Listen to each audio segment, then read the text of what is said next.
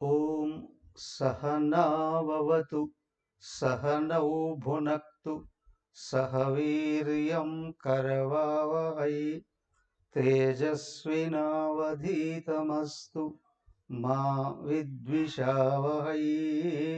ఓం శాంతి శాంతి శాంతి. ఓం గురుర్బ్రహ్మా గురుర్విష్ణుః గురుర్దేవో మహేశ్వరః గురురేవ పరం బ్రహ్మ తస్మై శ్రీ గురవే నమః. హరి ఓం. ఓం పార్థాయ ప్రతిబోధితాం భగవతా నారాయణేన స్వయం వ్యాసేన గ్రథితాం పురాణమునినా మధ్యే మహాభారతం. అద్వైతామృతవర్షిణీం భగవతీం అష్టాదశాధ్యాయినీం అంబ త్వామనుసందధామి భగవద్గీతే భవద్వేషిణీం. హరి ఓం. శ్రీమద్భగవద్గీత 18వ అధ్యాయం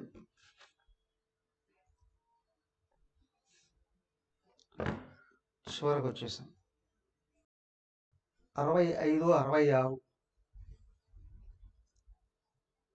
సుజన గారు చదువుతారమ్మా. 65.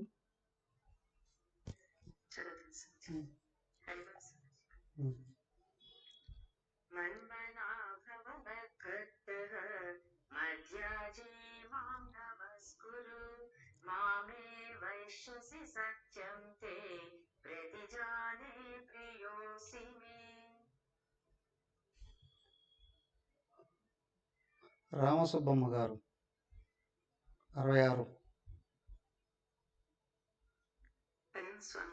సర్వధర్మాన్ పరిత్యజ్య మామేకం శరణం వ్రజ అహం త్వా సర్వపాపేభ్యః మోక్షయిష్యామి మా శుచః.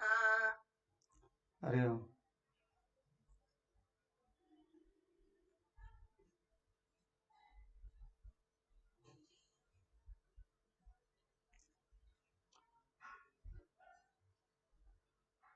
ఓకే,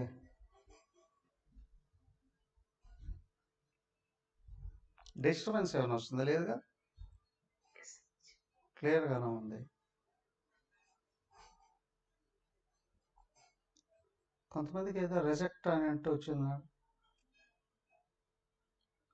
వాళ్ళ ఫోన్లో ప్రాబ్లం అయిన ఉంటుంది.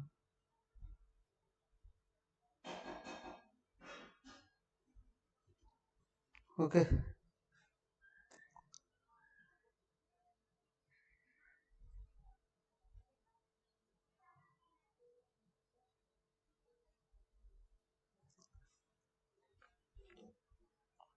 సర్వధర్మాన్ పరిత్యజ్య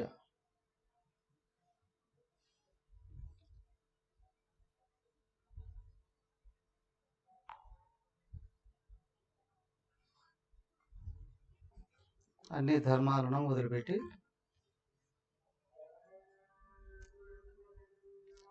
మామేకం శరణం వ్రజ, నన్నే శరణ పొందినటువంటి వాడు సర్వపాపేభ్యః అహం మోక్షయిష్యామి. అలాంటి వాళ్ళని అన్ని విధాల పాపాల నుండి నేనే బయటపడేస్తాను. మా శుచః, ఇంక ఏడవద్దయ్యా.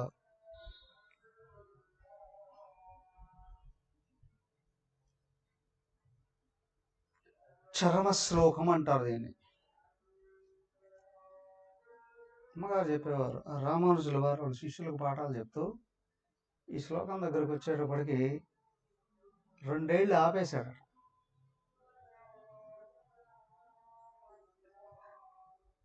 2 సంవత్సరాలు ఈ శ్లోకాన్ని చెప్పడం మానేశాడు.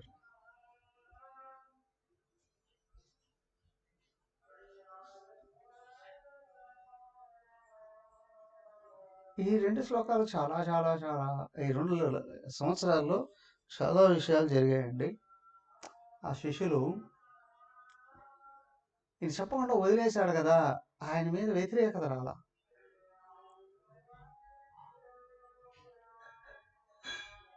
అనేక రకాల పండితులతో వాదాలు జరుగుతూ ఉన్నప్పుడు కూడా శిష్యులు అత్యంత వినయ విధేయతలతోనే పాల్గొంటున్నారు. వాళ్ళ పాండిత్యాన్ని నాయన చూపిస్తున్నారు, కామ్గా గమనిస్తున్నారు. 2 ఏళ్ల తర్వాత చెప్పాడట ఈ శ్లోకం. ఏమిటి అని అంటే, శ్రద్ధ పరాకాష్ఠకు చేరుకున్నప్పుడు ముక్తి సహజం. ఇక్కడ 4వ అధ్యాయంలో చెప్తారు చూడండి, అజ్ఞశ్చ అశ్రద్ధ దానశ్చ సంశయాత్మ వినశ్యతి.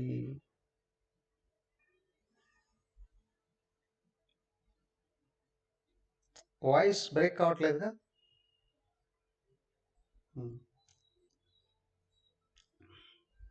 అగ్నిశ్చ అశ్రద్ధ దానశ్చ సంశయాత్మ వినశ్యతి.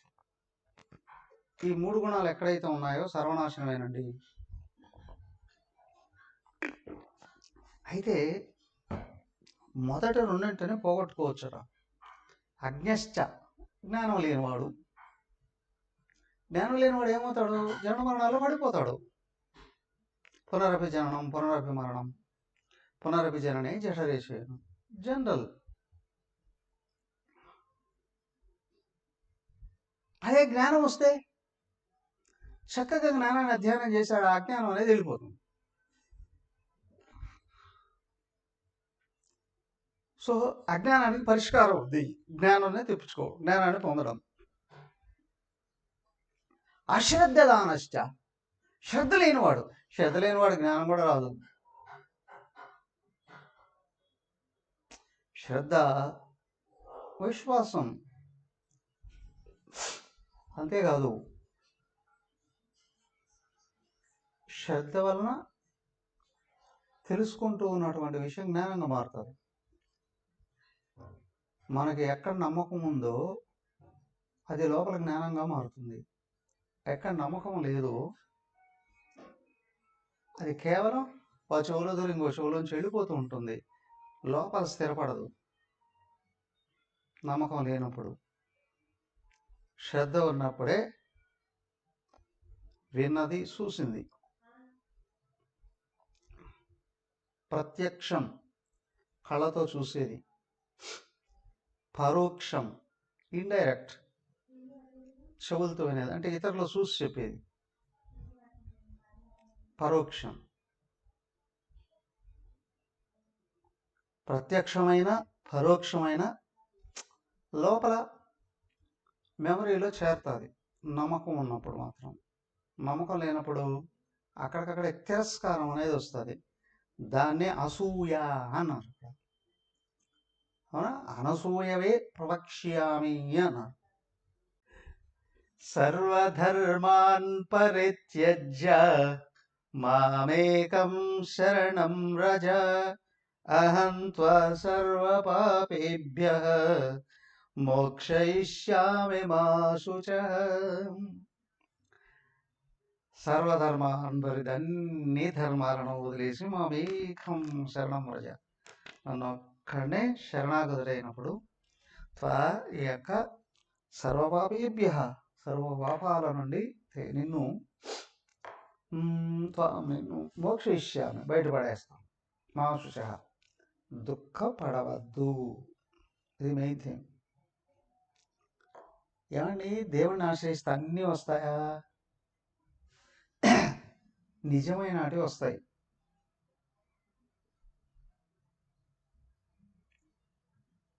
మరి నిజంగా అనేటివి ఆ నిజంగా అనేటివి ఏవో నీకు తెలిసినటివి వాటి కోసం నువ్వు ప్రయత్నం చేయి. నిజంగా అనేటివి గురించి ఏవేవి నిజం కానివి నీవు నిజం అని అనుకుంటున్నావు నాకే తెలుసు కదా. సరేలే కానీ ఏది నిజం కాదా అది చెప్పు. మార్పు ఏది నిజం కాదయ్యా, మార్పు లేనిది నిజం. ఏం మార్పు అయ్యేటువంటి ఇన్ని రోజులు చెప్పింది ఏంటి కదా. ప్రపంచంలో ఉన్న శబ్ద స్పర్శ రూప రసగంధాలు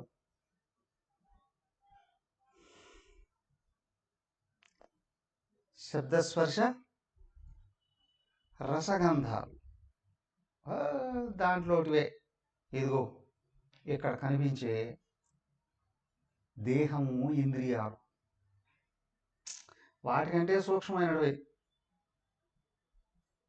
ప్రేమలు తాపాలు. ఇంకా వాటికంటే సూక్ష్మమైంది ప్రాపంచిక విజ్ఞానం. ఏమండి ప్రపంచంలో ఉన్న జ్ఞానం నిజం అబద్ధమా?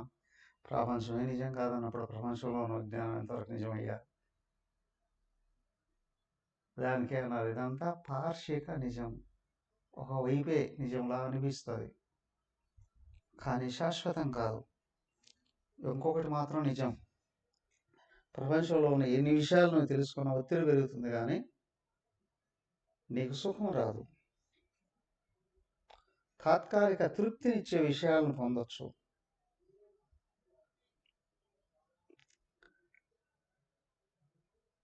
నిజమైన సుఖం రాదు.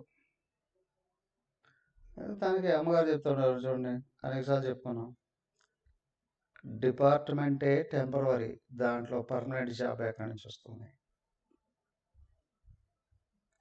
అలాగే ప్రపంచమే టెంపరవరీ, దీంట్లో శాశ్వత సుఖం ఎక్కడి నుంచి వస్తుంది? మరి ఏం పొందాలండి?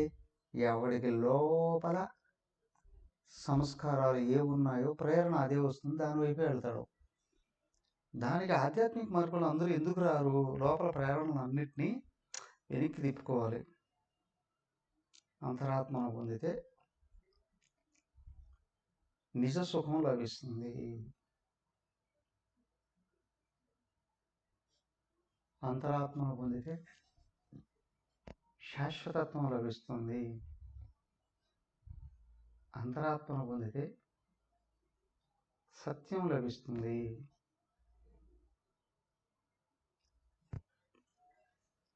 ప్రతి ఒక్కడూ ప్రపంచంలో గొప్పవాడు కావాలి అని అనుకుంటాడు.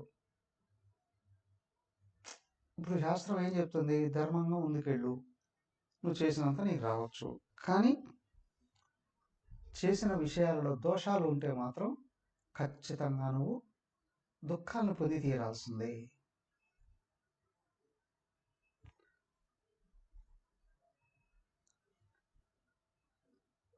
అధర్మ మార్గంలో అక్రమ మార్గంలోకి వెళ్ళి బలాన్ని అధికారాన్ని చూపించి నాకు కావాల్సినవి నేను పొందినప్పుడు నాకు గొప్పతనం రాదా?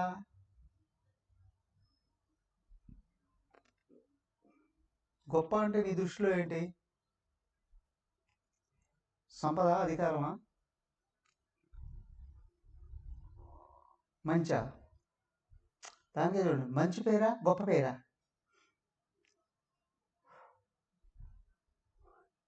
కేవలం గొప్ప అని పట్టుకున్నప్పుడు అది ధర్మం కాకపోతే రాక్షస మార్గంలో వెళ్తాడు.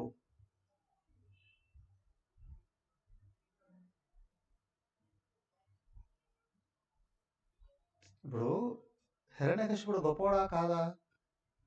వాడు గొప్పవాడే కానీ మంచివాడు కాదు.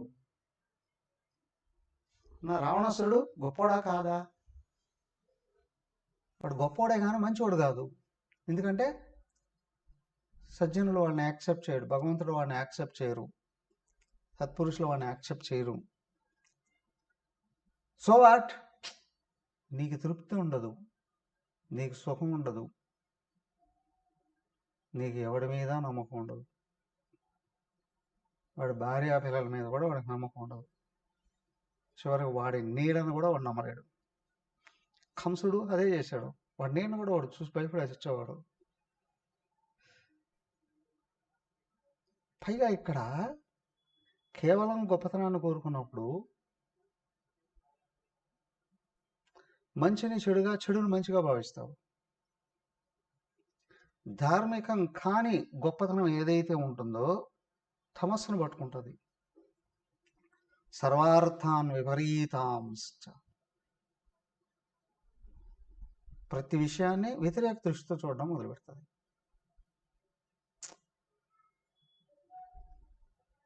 దానికి కేవలం గొప్పతనం సడన్గా పొంగి అతఃపాతాళానికి వెళ్ళిపోతుంది. ఆ లోపల జీవుడు ఏమైపోతాడో తెలియదు, సర్వనాశనానికి దారితీస్తారు. కానీ ఈ గొప్పది మంచిదైతే పొందడం చాలా కష్టం. కష్టమైనా సరే నేను దాన్నే పట్టుకుంటాను అనుకున్నప్పుడు స్లోగా ముందుకెళ్తాడు. ముందుకు వెళ్ళింది ఎన్నిసార్లు ఎదురు దెబ్బలు తగిలినప్పటికి కూడా బయట తను సాధించిన విషయాలు ఏమైనా దూరం కావచ్చునేమో కానీ లోపల తన శక్తి యుక్తి దూరం కాదు. అవునా? తను స్టేటస్ పొందడానికి 20 ఏళ్ళు పట్టిందండి, ఇన్నేళ్ళు, కానీ అవన్నీ వెళ్ళిపోయాయండి. తర్వాత 1 సంవత్సరం కాదు, 6 నెలల్లో అదంతా సంపాదించగలడు మళ్ళీ, వితిన్ 6 monthsలో. ఎందుకు? తను లోపల చెడిపోవట్లేదు, లోపల కోల్పోవట్లేదు. కాబట్టి అడుగేశాడు అంటే అన్నీ వచ్చి చేరుకుంటాయి. సో కాబట్టి ఏంటి అనంటే, మంచి మార్గంలో గొప్పతనం అని అన్నప్పుడు, అయ్యా బ్రహ్మాండం అంతా 4 రెట్లున్న భగవంతుడు ఉన్నాడే, వాడు నువ్వై ఉన్నావు. దీనికంటే గొప్పది ఏంటండి? వాడిని నువ్వు పొందగలిగేటట్లయితే భూమి ఉన్నంత వరకు మాత్రమే కాదు, సర్వలోకాలు ఉన్నంత వరకు కొనసాగుతూ ఉంటుంది నీ గొప్పతనం. థింక్, సతీ అనసూయదేవి ఎక్కడ? కృతయుగం ఆమె. ఈ రోజుకి ఐడియల్గా చెప్పుకుంటున్నామా లేదా? వాళ్ళ పిల్లలు ఎప్పుడో వాళ్ళు, ఇప్పుడు చెప్పుకుంటున్నామా లేదా? శాశ్వతలు అయ్యారా లేదా వాళ్ళు? శబరి ఏం చేసింది చెప్పండి? శబరి గొప్పతనం కోసం పాటుపడిందా? శబరి కృతయుగమా కదా, అవునా? ఇప్పటికీ ఎంత గొప్ప స్థితికి వచ్చింది. దేనికి? గొప్ప వాళ్ళతో సంబంధం కలిగింది. ఎలాగా? మంచి మార్గం ద్వారాగా. ఏం ఎంత గొప్ప అండి! బ్రహ్మాండ నాయకుడు నారాయణ భగవానుడే నడుచుకుంటూ వచ్చేసాడు. సో కాబట్టి ఇక్కడ ఏంటి అంటే, గొప్ప అనేది ధర్మానికి అనుగుణమైంది అయితే లోపల అంతఃకరణ శుద్ధి అయ్యే కొద్దీ అనంతమైన తత్వాన్నే పొందాలి అనుకుంటాడు. వాస్తవానికి ధర్మ మార్గంలో, సత్య మార్గంలో వెళ్ళేవాడు ఉన్నాడే, వాడు గొప్పను కోరుకోవట్లేదు అని కాదు. శాశ్వతమైన గొప్పతనం ఏదైతే ఉందో, అనంతమైన గొప్పతనం ఏదైతే ఉందో, దాన్ని సునాయాసంగా దక్కించుకోవడానికి ప్రయత్నం చేయడంలో వాడు బ్రహ్మాండానికి కూడా భయపడ్డాడు. త్రిమూర్తులు వచ్చినా చెలించడు. అదే సత్యహరిశ్చంద్రుడి ద్వారాగా మనం చూపించింది, ధర్మరాజు ద్వారాగా మనకు చూపించింది, శిబి చక్రవర్తి ద్వారాగా మనకు చూపించింది.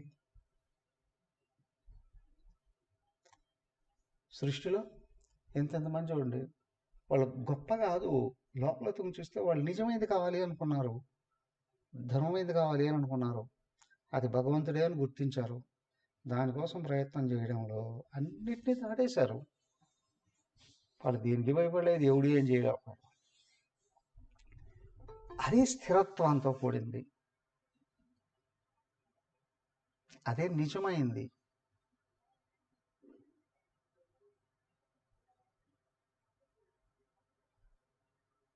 అవునా? దానికే సర్వధర్మాన్ పరిత్యజ్య మామేకం శరణం. అది ఇక్కడ నన్నే శరణబంధు అని అంటే ఇక్కడ చెప్తున్నది నేను కాదు, శ్రీకృష్ణ భగవానుడు.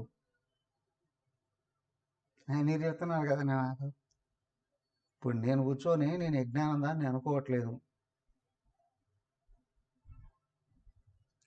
ఇక్కడ ఈ నేను అనేది ఆయనే అని గుర్తిస్తున్నాను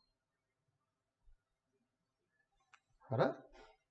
నేను ఆయన కంటే వేరు కాదు, నన్ను శరణు పొందని. దానికి ఇక్కడ ఏంటంటే, మహామహితాత్ముడైన గురువైనా సరే నువ్వు దేహంగా భావిస్తే పూర్ణత్వాన్ని అందుకోలేవు. అక్కడ ఏం చేస్తావు? నీకు ఇష్టమైనవి ఏరుకుంటావు, మొత్తం పక్క దోసేస్తావు. కానీ అక్కడ గురువు పరమాత్మ అని భావించావు అని అంటే నీలో నీ నిజ స్వరూపం అదే అనే విషయం లోపల నుంచి ఓపెన్ అవుతుంది. సో మనసు ఉపస్థితి పొందుతుంది, పెరుగుతుంది. నీలో శ్రద్ధ పెరుగుతూ ఉంది, శ్రద్ధతో సాధన పెరుగుతూ ఉంది. అజ్ఞానము, పరిమితత్వము, జడత్వము కరిగిపోతాయి. అప్పుడు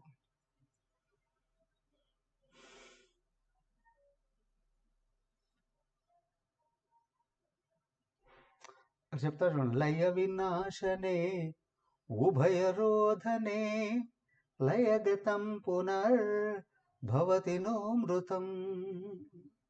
ఎక్కడ తెలుసండి. ఓ పరీక్షారం తెలుసు.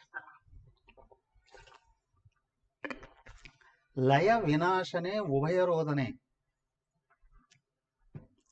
మనసుకి లయం వినాశం రెండు ఉంటాయి. లయగతం పునర్భవతి, మృతం నహ పునర్భవతి. లయమైంది మళ్ళీ పుడుతుంది, నాశనమైంది మళ్ళీ రాదు. ప్రతిరోజు నిద్రలో మనసు లయం అవుతుంది, తెల్లారితే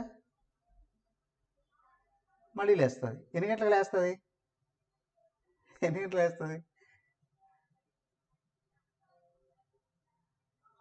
రోజు నా మనసు 10 గంటలకు లేస్తుందండి.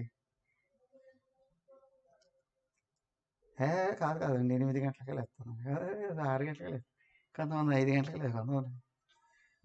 ఓ స్వామి గారు, అసలు అది పడుకుంటే కదా అండి, నేను పడుకుంటున్నాను కానీ అసలు మనసు పడుకుంటే కదా అది లేచే ఉందండి అనేవాళ్ళు కూడా ఉంటారు కదా. ఏదేమైనప్పటికీ కూడా మనసు లేని స్థితి గాఢ నిద్ర, అదే లయం అన్నారు. కానీ వెనకల అజ్ఞానం కరిగిపోయేదాకా మళ్ళీ లేస్తూనే ఉంటుంది. లేచినప్పుడు అహంకారం,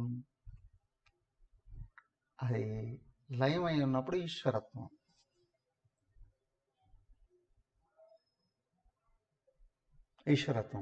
కానీ నీకు అజ్ఞానం కరిగిపోతుంది అని, దేహం అనే భావం కరిగిపోతుంది అని అనుకోండి, స్లోగా మనసు చచ్చిపోతుంది,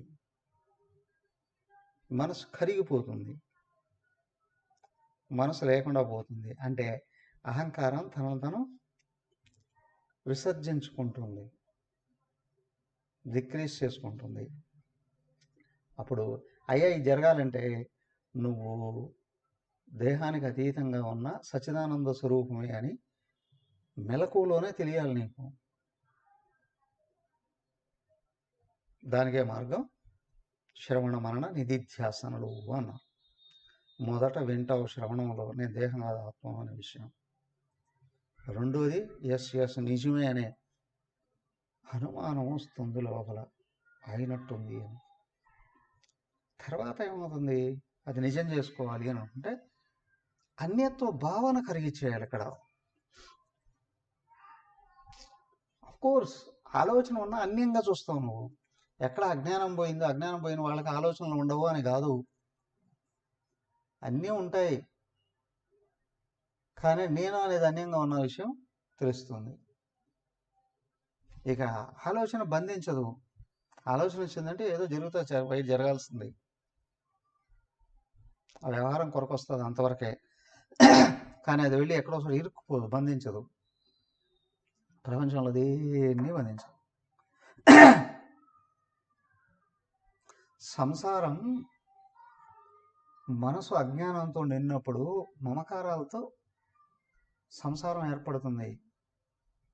అదే వెనకల జ్ఞానం నిండుండేటప్పుడు మనసు నిండా ప్రేమ ఉంటుంది. కానీ ఎక్కడా తనను ఇరిగించుకోడు, అది గుర్తుంచుకోవాలి. రుణాలు అనుబంధాలు జ్ఞానికి ఉండవు. జ్ఞాని అడిగేస్తే ఎక్కడికి వెళ్ళినా తన దగ్గరికి ఎవడు వచ్చినా వాడు బాగుపడాలని కోరుకుంటాడు. మేము బాగుపడము, మీరే నా మాట వినాలి అని ఎక్కడైనా వచ్చారా అంటే లోపల భగవంతుడు ఒక సంకల్పం చేస్తాడు, భగవంతుడు నువ్వే చూసుకొని. తను అక్కడ బంధాల నుంచి నిర్గమిస్తాడు. సో కాబట్టి ఇక్కడ బాహ్య ప్రపంచంలో జనరల్గా దానికే చూడండి, బంధించేది ఏంటి అని అంటే అక్కడ ఏమన్నారు,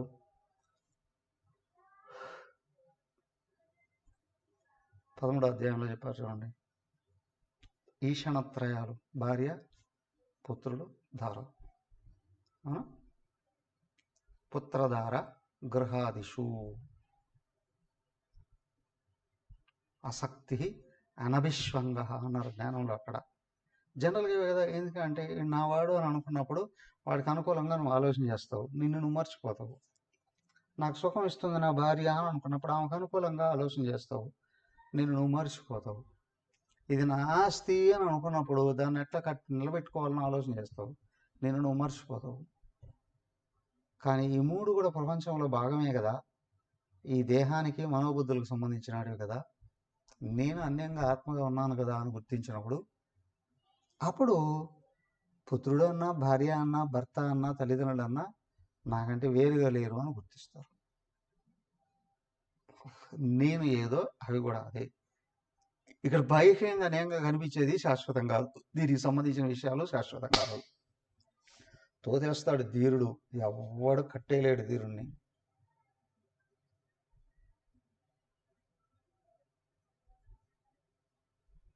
ఈ మెలకువ లోపల వచ్చిందంటే గృహస్థాశ్రమంలో ఉన్న ఈశ్వరుడు వారాసి వెళ్ళిపోతాడు. అదేగా జరిగింది. సదాశివ బ్రహ్మేంద్రుడు, ఆయన పప్ప రామదాసు, సమర్థ రామదాసు, అవునా, తుచ్చంగా గడ్డిపోసలా ఈశ్వరుడు వారాసి వెళ్ళిపోయారు. అవునా, మాయలో పడ్డాడు విశ్వామిత్రుడు కూడా. మెలకు వచ్చింది లోపల, తోసాడు వారాసి వెళ్ళిపోయాడు బయటికి. లోపల నుంచి ఆ మెలకు వచ్చిందంటే ఎవడు పట్టుకొని ఎవడు బంధించలేడు ఇక్కడ. అవునా, ప్రపంచం అంతా ఏం చేస్తుంది, ఎమోషనల్గా బంధించడానికి ప్రయత్నం చేస్తుంది. దాన్ని ఎమోషనల్ బ్లాక్మెయిలింగ్ వాటిని ప్రయోగిస్తుంది. తెలియకుండానే అది జనరల్గా ఉంటుంది. కానీ ఇక్కడ జ్ఞాని సూక్ష్మంగా చూస్తాడు. అక్కడ తన చుట్టూ ఉన్న వాళ్ళలో ఎవరు బాగుపడడానికి ప్రయత్నం చేస్తున్నారు, లేదా ఎవరు నెగ్లెక్ట్ చేస్తున్నారు, లేదా ఇంక కొంతమంది బంధించడానికి ప్రయత్నం చేస్తున్నారు తెలుసు. అక్కడ సూక్ష్మంగా తను ఇరుక్కోకుండా ఉంటాడు, దేన్నైనా వదిలిపారేస్తాడు. కానీ ఎస్కేపిస్ట్ కాదు ఇక్కడ. అవునా, దేహాత్మభావంతో వదిలేయడం అని అంటే అసమర్థత. ఆత్మభావంలో ప్రకృతిని తిరస్కరించడం అమితమైన జ్ఞానం.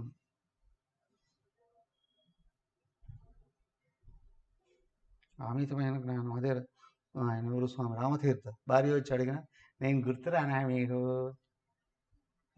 ఒక క్షణం కూడా గుర్తురావు పో అనేసి. అదేంటి మీరు ఇంత కృతజ్ఞనులా,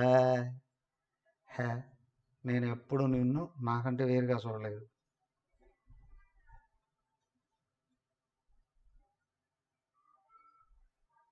ఇక్కడ జ్ఞానం కొంచెం మరుగుపడింది అని అంటే గృహస్థాశ్రమంలో భార్యా పిల్లల కంటే శిష్యులే బంధించేయడానికి ట్రై చేస్తారు. గురువును కూడా తనకు అనుకూలంగా ఉండాలి అని చూస్తారు. మహామాయ మహామాయ నిశ్చితంగా చూస్తారు. గురువు కూడా 1, 2, 10 సార్లు చూస్తాడు పట్టుకోవాల్సిన లక్ష్యాన్ని చూపించడం. లేదా ఇక్కడ పట్టుకోవడం లేదు, పడవడం లేదు, గురువు ఆలోచించడం వదిలేస్తాడు. ఎప్పుడు గురువు ఆలోచించడం, అనుగ్రహించడం వదిలేశాడో ఇంకా ఆ వ్యక్తి తర్వాత చూసుకోవాల్సింది. ఈ జన్మలో అక్కడ ఆగిపోతుంది సాధన. సర్వధర్మాన్ పరిత్యజ్య మామేకం శరణం. దానికే గురువును నువ్వు ఆత్మగా భావించగలిగినప్పుడే నీ దృష్టి నీ నిజస్వరూపం మీద నిలబడతాది. అది చూపించింది ఇక్కడ. కృష్ణుడు భగవద్గీత చెప్తున్నంతసేపు సంపూర్ణమైన పరబ్రహ్మతత్వంలోనే నిలబడ్డాడు. అదే చెప్తున్నాడు. నేను నేను అన్నప్పుడు ప్రతి ఒక్కరిలో ఉన్న సచ్చిదానంద స్వరూపమే. నేను అన్నప్పుడు దేహం మీద దృష్టి పెట్టడం కాదు. అది శిష్యుడికి ఎటు బంధనమే, గురువుకు కూడా వేదనకు దారితీస్తుంది. కోస్పార్స దానికి ఏంటంటే పాఠాలు ఇన్నిసార్లు చెప్పాల్సిన అవసరం ఏమొచ్చిందయ్యా అంటే, నేను అనే దాన్ని నిజాన్ని గుర్తించు అని.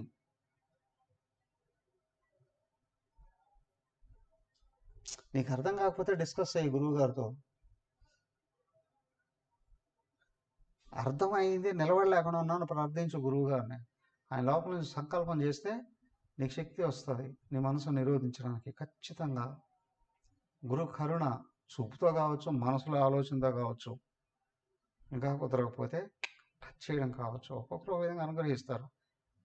జ్ఞాన మార్గంలో లోపల దృష్టి అట్లాగా శిష్యుల మీద తిప్పితే చాలు, లోపల శక్తి ఆత్మబలం పెరుగుతుంది.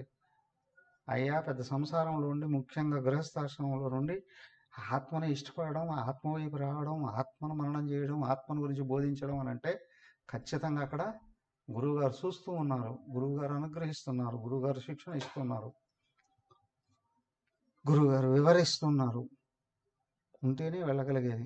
అది పొందడమే ఇక్కడ గొప్పతనం. అది పొందడమే ముక్తికి మార్గం. దాన్ని నిలబెట్టుకోవడమే సాధన. కష్టాల్లో ఉన్నప్పుడు లోపల నిజమైన శరణాగతిగా గురువుగారు అని అంటే, హే డోంట్ వరీ,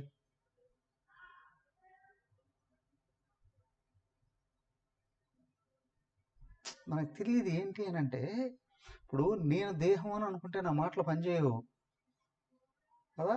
నేను నా మనసు కదిలితే నా గురువుని గుర్తు చేసుకుంటా, అది ఆగిపోతుంది. నీ మనసు కదిలితే నీ గుర్తుని గుర్తు చేసుకుంటే అది ఆగిపోతుంది. ప్రపంచంలో మిరాకిల్ చేస్తుంది. రాత్రి ఒక వ్యక్తి 2:30కు ఫోన్ చేశారు. అర్ధరాత్రి 2:30కు ఫోన్ చేశారు. బోరు మనం ఏడుస్తున్నాడు. ఏమైంది అంటే, నా కొడుకు బాగలేదు, హాస్పిటల్ వేశారు, ఇంకా దక్కడనిపిస్తుంది, పోతాడు అనిపిస్తుంది. హే డోంట్ వరీ, భయపడారా. కానీ ఆ లోపల ఆ భయం, పాపం కొడుకు దూరం అయిపోతున్నాడు, కొడుకు చనిపోతున్నాడు అని ఆ బాధలో అది నేట ఆపగలడు. అరే కూర్చొని రుద్రుణ్ణి ప్రార్థించో, రుద్రుడిగా తీసుకెళ్ళేది, రుద్రుని ప్రార్థించు గట్టిగా. వదిలేసా, పడుకోనున్నా, లోపల కదులుతుంది. 4కు నేనే ఫోన్ చేశా.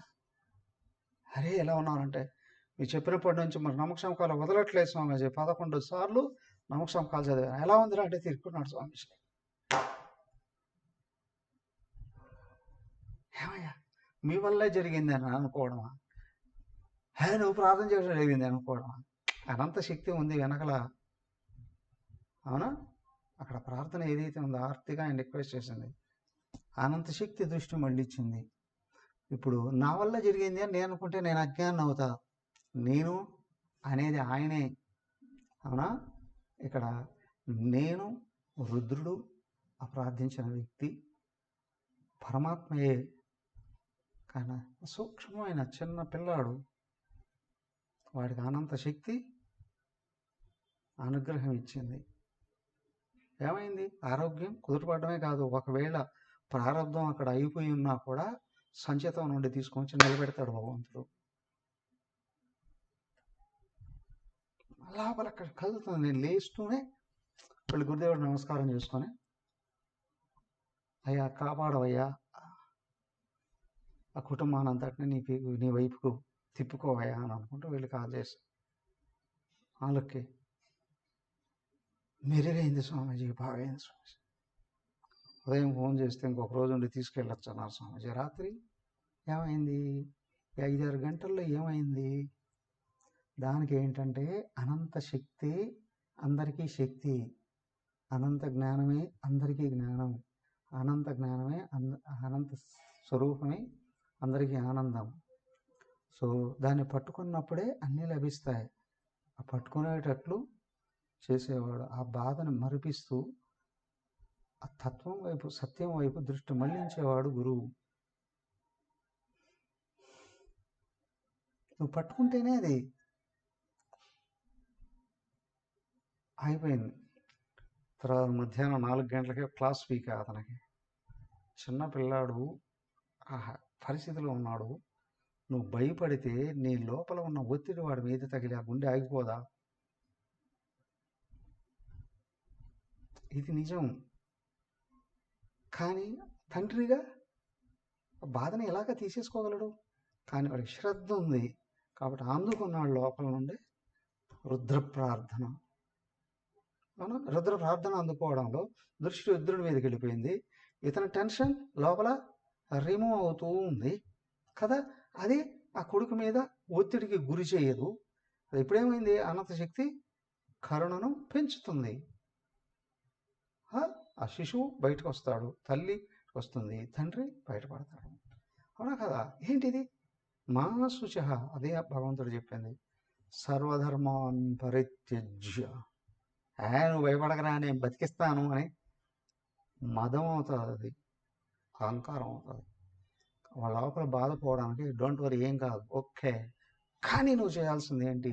నీలో ఒత్తిడి తగ్గాల ముందు అనంత శక్తి తిరగాలి. సర్వధర్మాన్ పరిత్యజ మాం ఏకం శరణం వ్రజ. నేను అందరిలో ఒక సామాన్యమైన వ్యక్తిని అని భావిస్తే నాకు చెప్పుకోలేడు అక్కడ కదా. నా విషయంలో అతనికి గురి. ఇక్కడ నా విషయంలో నా దృష్టి ఏంటి? నేను దేహం అని అనుకుంటే నాకు ఆ మాట గుర్తురాదు. అనంతత్వం వైపు దృష్టిని మళ్ళించలేను. నేను ఆత్మను అనుకున్నప్పుడే నేను సత్యమే, నేను మాట్లాడేది సత్యం అవుతుంది. ఎందుకు? సత్యానికి అన్యంగా మాట రాదు కాబట్టి.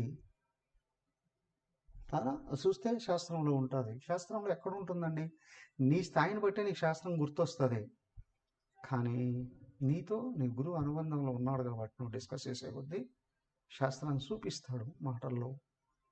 కానీ ముందు మాటను పట్టుకొని పని పూర్తి అయిన తర్వాత శాస్త్రాన్ని వెతికితే కనిపిస్తుంది. దానికి ఇక్కడ సర్వధర్మాన్ పరిత్యజ్య మామేకం శరణం వ్రజ. దానికి గురువు దగ్గర మొట్టమొదట గుర్తు చేసుకోవాల్సింది ఏంటంటే, నేను నిరంతరం ఎదగాలి అని అంటే నా చేతలు, నా మాటలు నా గురువుకి ఒత్తిడి కలిగించకూడదు.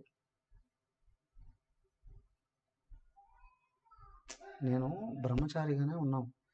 ధర్మవీరులుగా అమ్మగారి దగ్గర అడుగు పెడుతూనే అమ్మాయి శాసనం, అమ్మాయి గురువు, అమ్మాయి దైవం అనే భావంలో ఉన్నాం. అమ్మగారు అక్కడ చూపించారు అని అంటే వాడిని ఏం చేయడానికైనా వెనకాడేవాళ్ళం కాదు. ఒకసారి వైట్ డ్రెస్లోనే ఉన్నా, ఒక అతను మాకంటే చాలా సీనియర్, ఒక బ్రహ్మచారి, అతని మాటలతో తన చేతులతో వేదన పెడుతున్నాడు అక్కడ. అమ్మగారు నన్ను పిలిపించారు, చూడవయ్యా అతని ఆశ్రమంలో వద్దేం కాదు, అదిగో బయట ఎక్కడ చూస్తూ పరేసా బయటకు. అమ్మగారు ఎంత లోపల వేదన కలిగితే, బాధ కలిగితే, ఎందుకమ్మా ఏంటమ్మా అడిగే హక్కు నాకు ఎవడిచ్చాడు? నా గురువుగారు చెప్పారు. లోపల వారికి ఎంత బాధ కలిగితే దట్స్ ఆల్. ఆఫ్ కోర్స్ ఆ వ్యక్తి నాకు ఫ్రెండ్ కావచ్చు, ఏమైనా కావచ్చు, ఫ్రెండ్ కావచ్చు, తల్లి కావచ్చు, కొడుకు కావచ్చు, తండ్రి కావచ్చు, ఆనందం ఎవరైతేనేమయ్యా. నా గురువుగారు బాధ కలిగిస్తే చూసి ప్రేమగా తీసుకెళ్ళిపోయి అక్కడ ఉండవయ్యా వదిలిపారు. ప్రేమగా వెనకపోతే పీకడానికి వెనకాడతామా ఏంటి? అవునా? శివుడికి బాధ కలిగితే నందీశ్వరుడు ఊరికే ఉంటాడా? విష్ణువు బాధ కలిగితే జయజీలు ఊరికే ఉంటారా?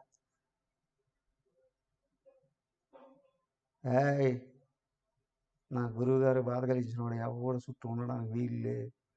ఏం చేస్తావు? నరికేస్తా, నువ్వు జైలుకి వెళ్తావు, సో వాట్? నా గురువుగారికి నేను దూరంగాను జైల్లో ఉన్నా, నా గురువుగారు నా హృదయంలో ఉన్నానంటే జైల్లో వాళ్ళని కూడా మార్చి పారేస్తా, మా గురువుగారికి భక్తులుగా మార్చి పారేస్తా. అది నా గురువుగారి మీద నాకున్న నమ్మకం. అది గురు శక్తిని లోపల నుంచి తోస్తుంది బయటికి. వాడు ఎలాంటి వాడు వచ్చినా నేను నేర్చుకున్నది, నేను నమ్మింది, నేను ఆచరించేది సర్వం నా గురు అనుగ్రహమే, నా గురువు ఉచ్చిష్టమే. దానికే చూడండి, భార్యకు భర్త ఉచ్చిష్టం తినే అధికారం ఉందండి. శిష్యులకి గురువు నోట్లో పెట్టుకొని తీసిచ్చినా అది అమృతంగానే భావిస్తాడు. అది గురువులు ఎవరు తింటూ వదిలేశారనుకోండి, అమృతంగానే భావిస్తారు. అవునా? ఎందుకు తినేది పెట్టినా సంస్కారవంతమైన గురువు అసహ్యమైన పని చేయడు ఎప్పుడు. అవునా? అసహ్యం చేయడు, ప్రేమగానే వ్యవహరిస్తాడు. గురువుగారి దగ్గర నుంచి గురువుగారు వాడుకుంటూ ఉన్న బట్ట ఇచ్చిన, అవునా, వాడుకునే వస్తువు ఇచ్చిన, తింటూ ఉన్న వస్తువు ఇచ్చిన ప్రసాదం అవుతుంది. దీన్ని ఏ స్థాయిలో ఉపయోగించుకోవాలి. గురువుగారు వాడి తెగిపోయిన చెప్పులు ఇస్తే కుట్టి జాగ్రత్తగా ఒక బాక్స్లో పెట్టుకొని బతికినంత వరకు పూజ చేసుకుంటాం. గురువచ్చిష్టం జగత్ సర్వం. హే, నేను సుఖంగా ఉన్నానంటే నా గురువు అనుగ్రహం అయ్యా. నా నోట్లోంచి జ్ఞానం సత్యం వస్తుందంటే నా గురువు అనుగ్రహం అయ్యా. నేను లోకంలో ఎవడికి భయపడకుండా ఒంటరిగా బతుకుతానంటే నా గురువు అనుగ్రహం అయ్యా. ఎలా అండి? నేను భగవంతుడిని చూపించాడు ఆయన. ఇంతకంటే ఏం కావాలి నాకు? ఎందుకంటే ఎక్కువైంది ఏంటి? ఏం కావాలి? సర్వధర్మాన్ పరిత్యజ్య. మా జూనియర్ ఒకడు కానుక సమయంలో ఒక సన్యాసే అమ్మగారు ఒక మాట విమర్శించాడు. తర్వాత వచ్చిన 4 కోసేస్తా అమ్మగారిని గురించి మనం ఒక్క మాట మాట్లాడామంటే, నేను కూడా శిష్యుని అని. బూతులు వస్తున్నాయి, జాగ్రత్త. నువ్వు శిష్యుడు అయితే గురువు గారిని ఎందుకు విమర్శిస్తావురా? నువ్వు నా గురువు గారికి శిష్యుడు కాదు. నా గురువుగారి శిష్యులు నా ఇంటావు. నువ్వు గురువుగారి శిష్యుడు కాదు. Be careful. నేను కూడా అక్కడ నుంచి చూశాను. మాట్లాడితే చంపేయడానికనే సిద్ధం అవుతా, జాగ్రత్త. నా తర్వాత వాడు నువ్వు అయితే కావచ్చు. అవునా? దానికే చెప్పారు, గురువుగారిని విమర్శించిన వాడిని 4 కన్నా కోసేయి, లేకపోతే నీ చెవులు కోసేసుకో. ఇంకా వేరే మాట వినకూడదు నువ్వు, నీకు భక్తి ఉంటే. చేతగానోడువా నీ చెవులు కోసేసుకో. చేతనైనోడువా విమర్శించేవాడు 4 కోసిపారే. నేను కోసేచ్చండి వాడిని మాట్లాడనివ్వకుండా చెయ్యని. ఏ విధంగా వీలైతే ఆ విధంగా. సర్వధర్మాన్ పరిత్యజ్య మాం ఏకం శరణం వ్రజ. నీ గురువు ఎవరో నీకు ఇష్టం వచ్చినట్టు మార్చుకోవడం కాదు, అక్కడే ఉంటాడు. నిన్ను మార్చుకో.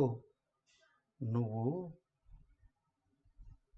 గురువు ఏ స్థితిలో ఉన్నాడో ఆ పరబ్రహ్మ స్థితి నీకు లింక్ అవుతుంది.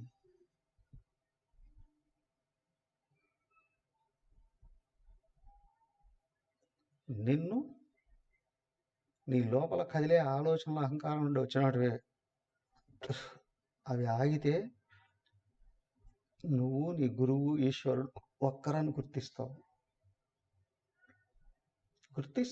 అనుభవంలో. ఆలోచన కాదు, ప్రూఫ్. నీకు నువ్వే ప్రూఫ్. అక్కడ ఆ ప్రూఫ్ లోపల నుంచే వస్తుంది, పరబ్రహ్మ అందిస్తాడు. నువ్వు నమ్మి అడిగేశావా, సర్వపావేభ్యః మోక్షయిష్య. నేను ఆయనే లోపల నుండి తీసి పారేస్తా.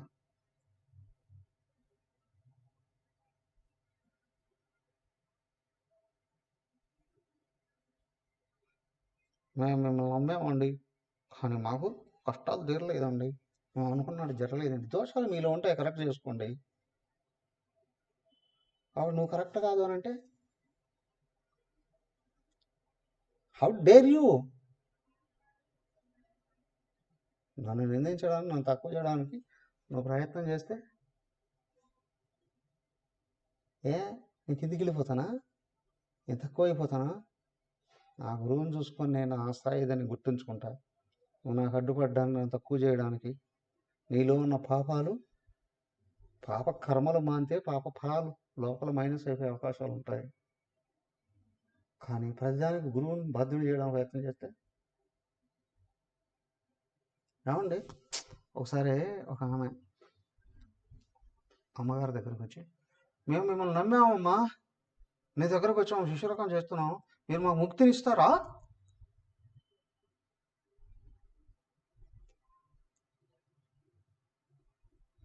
నేను నీకెక్కడ రాసి రిజిస్టర్ చేయలేదే నీకు ముక్తినిస్తానని. నా దగ్గరికి పాఠం కోసం వచ్చావు, నా దగ్గర ఉన్న దానికోసం వచ్చావు, నువ్వు అడిగావు, పాఠం చెప్తున్నా, అంతే నీకు నాకు సంబంధం.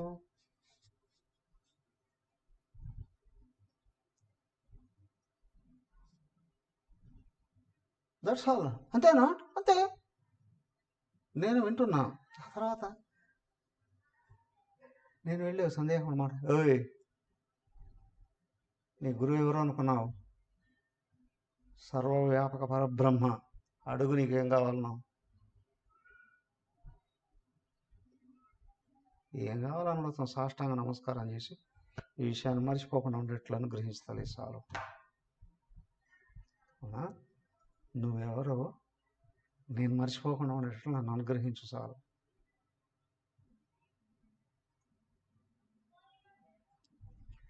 కేనోపనిషత్తులో శాంతి మంత్రం గుర్తుంది ఎవరికన్నా?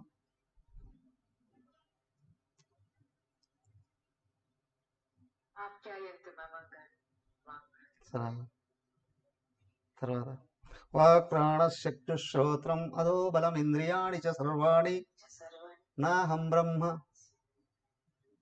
ఏముంది అక్కడ? 4 పదాలు.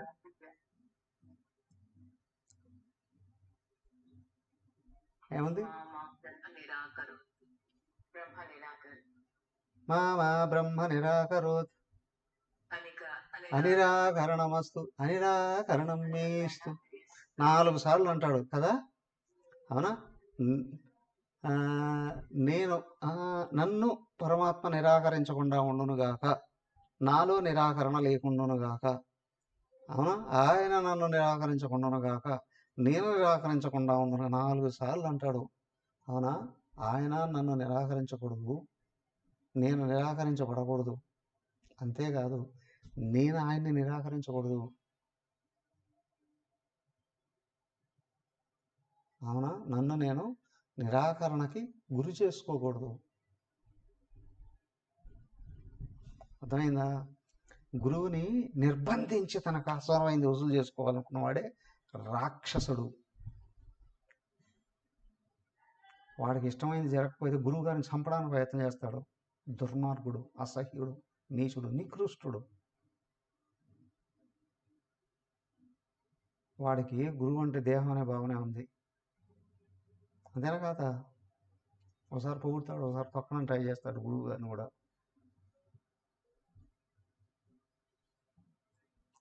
శిష్యుడు కష్టం స్థాయి పెరిగితే నా పూర్వజన్మ కర్మఫలం ఇంత బలంగా ఉందేమో, గురువు మీద, భగవంతుడి మీద ఇంకా ఆర్తి పెంచుకోవాలి, ప్రేమ పెంచుకోవాలి. అంతేకాదు, తన వ్యవహారాల్లో మార్పులు చేసుకోవాలి, ప్రాయశ్చిత్తం చేసుకోగలగాలి. నేను ఏం చేస్తే నా కర్మలు తొలుగుతాయి, నేను ఎలా నడుచుకుంటే నా కర్మలు తొలుగుతాయి.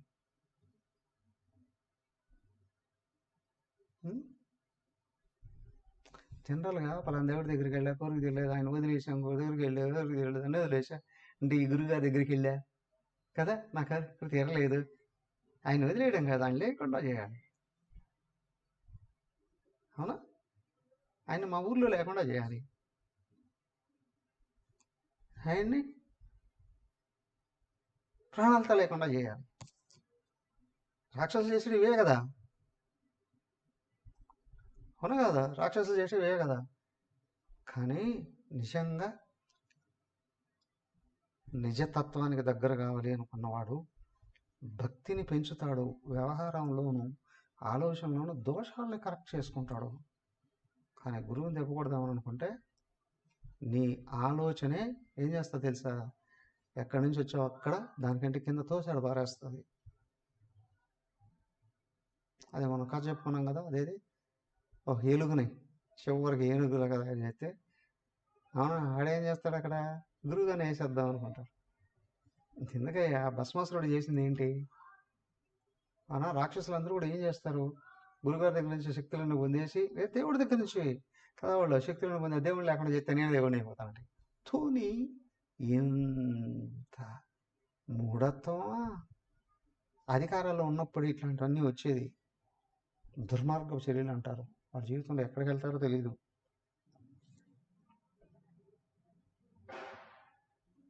వాళ్ళకున్న అధికారంతో అవునా ఆశ్రమాలు కావచ్చు, రాష్ట్రాలు కావచ్చు, దేశాలు కావచ్చు నాశనం చేయడానికి ప్రయత్నం చేస్తారు. మొన్న ఒకడికి వచ్చాడుగా ఒక ముఖ్యమంత్రి, మొత్తం అందరి జీవితాలను సర్వనాశనం చేయడానికి. అందరి ఆస్తులు లాగేసుకొని, అందరి అధికారాలు లాగేసుకొని, జీవిత విధానాలను లాగేసుకొని అందరినీ సర్వనాశనం చేసేద్దాం అనుకున్నాడు. అవునా? అవునా కాదా? చూశారు కదా, చూశారు కదా ఎంత భయంకరమైన విపత్తు నుండి బయటపడిందో సమాజం. మేలుకోవడం వల్ల, ఇన్ టైంలో మేలుకోవడం వల్ల. లేకపోతే ఈ వేళకంతా గగ్గోలు పెట్టేవాళ్ళు, ఎవరికి ఆస్తి లేకుండా చేసి పారేసేవాడేవాడు. పరమ నీచమైన దుర్మార్గమైన రాక్షసుడుగా అవతరించిపోయేవాడు ఈసారిగా నెప్చూన్ ఉంటే అధికారం. సో ఇక్కడ ఏంటి అని అంటే, ప్రతి చర్యలో నా కష్టం పెరుగుతుంది అంటే నా వ్యవహారంలోనూ ఆలోచనలోనూ దోషం ఉంది. లేదు అనుకుంటే ప్రారంధంలో దోషం ఉంది. ప్రారంధంలో దోషం యజ్ఞయాగాదుల వల్ల పోతుంది. అవునా?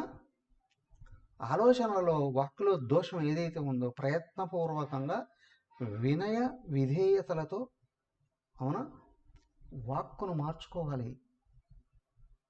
శరణాగతి భావనతో మనసులో ఆలోచనలు మార్చుకోవాలి. అప్పుడు అన్నీ సిద్ధిస్తాయి. కానీ అక్కడ మారణం ఈయనే లేపిస్తే పోతుంది కదా, గురువుగానే లేపేద్దాం. జరుగుతున్నాయి లేదా? అనాది నుండి జరుగుతూనే ఉన్నాయి ఇప్పటిదాకా.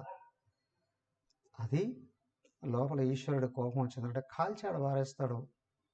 అలాగా చేసేవాళ్ళ హృదయాన్ని కాల్చి పారేస్తాడు. జ్ఞానం లేకుండా చేస్తాడు, శాంతి లేకుండా చేస్తాడు, ఆరోగ్యం లేకుండా చేస్తాడు, చుట్టూ సత్పురుషుల సాంగత్యమే లేకుండా చేసి పారేస్తాడు. అదేగా కఠోమృజితిలో చెప్పింది యముడే అంటాడు కదా అక్కడ. యముడు తల్లి కూడా అంటుంది పక్కన. సో నిజంగా మనం మన గురు పరంపర అనుగ్రహానికి లోనైనటువంటి వాళ్ళ స్లోగా వ్యవహారంలో దోషాలని, వాక్కులో దోషాలని, ఆలోచనల దోషాలను సర్దిద్దుకొని చక్కగా ముందుకు అనంతతత్వం వైపు వెళ్ళడానికి కృషి చేద్దాం. ఓకే? దానికి అహం త్వా సర్వపాపేభ్య మోక్షయిష్యామి అంటే నువ్వు ఆత్మని గుర్తించే కొద్దీ పాపాలు కరిగి ఊడి పడిపోతాయి. మట్టిలో పడి ఉన్న ఆ ఇనప కడ్డీని తీసుకొని వచ్చి కొలివిలో పెట్టి కొడితే ఏమవుతుంది? అగ్ని కదా, జ్ఞానం అనే కొలివిలో పెట్టి మనన నిధ్యాసులను దెబ్బ కొడితే శృతితో మొత్తం తురుపు రాలిపోయే లోపల నుంచి ఇనప మళ్ళీ బయటకు వస్తుంది. నిజ ఆత్మతత్వం బయటకు వస్తుంది. ఇదే ఈశ్వర శరణాగతి, ఇదే గురు శరణాగతి. ఫస్ట్ 7వ శ్లోకంలో 2వ అధ్యాయంలో చెప్పింది అదే. కానీ అక్కడ గురువు దేహంగా కనిపిస్తాడు. అదే ఇక్కడికి వచ్చే 18 అధ్యాయాలు అయిపోయిన తర్వాత గురువు ఈశ్వరుడుగా కనిపించాలి. ఆ గ్రేట్ సీక్రెట్ ఏంటి తెలుసా? ఇక్కడ ఈశ్వరుడు గురువే, గురు రూపంలోనే ఈశ్వరుడు ఉంటాడు. నీకు గురువు నువ్వు ముందుకెళ్తున్నావు, ముందుకెళ్ళు అని అనకపోతే ఏ ఈశ్వరుడు వచ్చి కనిపించి చూపిస్తాడు? అవునా? ఇన్ని అధ్యాయాలు నాకు బోధించిన నా గురువును ముందుకు వెళతావు పోని లేకపోతే ఎవరొచ్చి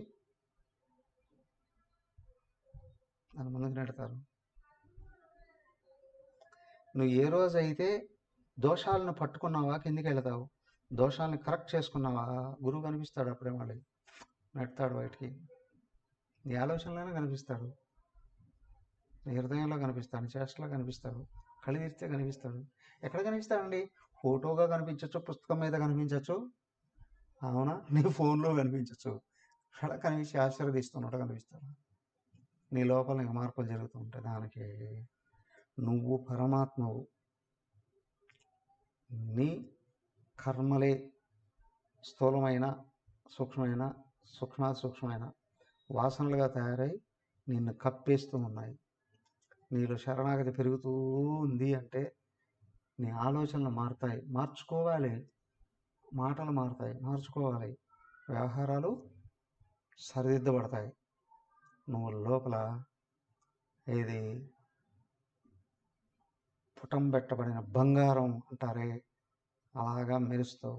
నీకు నువ్వు గుర్తొచ్చే కొద్దీ సాహసం బయటకు వస్తుంది, కానీ ఎవరిని బాధ పెట్టదు. అవునా? చివరికి అడ్డొచ్చిన వాడిని ఏమైనా చేయగలిగే శక్తి వస్తుంది. ఎవరికి భయపడ్డు. తదాస్తు. మా శుచ.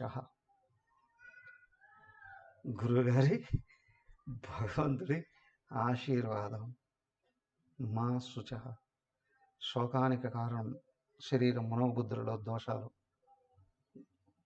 సుఖానికి కారణం ఎవరో కాదు, నువ్వే. నువ్వేంటే సుఖం నా వల్ల వచ్చిందండి. కాదు, సుఖం నువ్వయ్యున్నావు. ఇక్కడ కారణము లేదు, కార్యము లేదు. సుఖం నీ స్వరూపం, కార్యకారణ రహితం. దాన్ని అడ్డుపడడానికి కారణం నువ్వే. నిన్ను గుర్తించే కొద్దీ అది బయటకు వస్తుంది. నువ్వు నిన్ను మర్చిపోయే కొద్దీ అది మూసిపోతుంది. సో నిన్ను నువ్వు మూసేసుకోకుండా జాగ్రత్త పడాలి. నిన్ను నువ్వు కడిగేసుకోవడానికి కృషి చేయాలి. ఇవి రెండూ చేయాలి. తదాస్తు. హరి ఓం. ఓం సర్వే భవంతు సుఖినః, సర్వే సంతు నిరామయాః, సర్వే భద్రాణి పశ్యంతు, మా కశ్చిద్ దుఃఖభాగ్ భవేత్. ఓం శాంతి శాంతి శాంతి. హరి ఓం. శ్రీ గురుభ్యో నమః. హరి ఓం.